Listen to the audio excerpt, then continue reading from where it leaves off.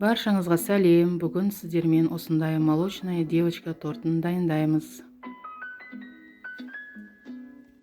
Ал кеттік достар. Менімен бірге осылай дайындаймыз.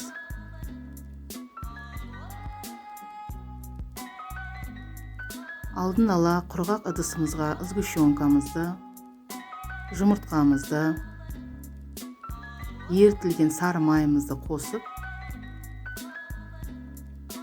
осы сұйық заттарды бір келкетіп араластырып алып, үстінен иленген ұн, қопсытқыш қосып, осындай бір келкі масса жасап аламыз. Енді осы массамызды арнайы ойылып алған пергамент қағазына орналастырамыз. 1,5-2 қасықтан осылай корждарымызды салып, жұқа бір тегіс етіп жаямыз. Алдын ала қыздырылған 180 градустық пеште 10-12 минуттан пісіріп аламыз. Осындай болып шығады. Енді формамызды алып, тортымыз түзу жиналу үшін менде 8 корж шықты. Креміне сливки, творожный сыр, сахарная пудра.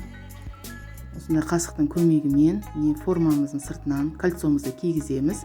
Тортымыз тегіс жиналу үшін 1,5 ас қасық кремнің сала отырып, барлық корждарды осылай бірінің үстінен бірін жинастырамыз. Тортымызды 6-7 сағатқа, яғни пропиткаға жіберуіміз керек. Бір түнге қалдырсаңыздар да болады. Мен осылай бір түнге қалдырдым. Енді осылай әрледім. Сіздер өз қалауларыңызша әрлеп, отбасыларыңызды қуантсаңыздар болады. Сіздермен болған мақпал.